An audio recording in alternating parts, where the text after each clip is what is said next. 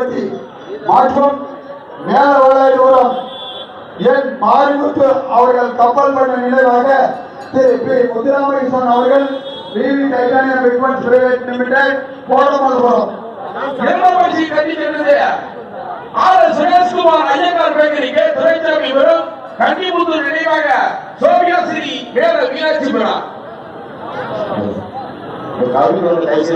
திருவிழா வெற்றிகரமாக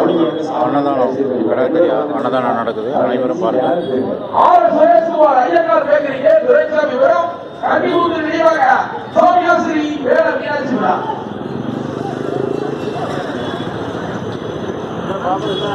புதியமுத்தூர் அன்னதானம் நடக்குது.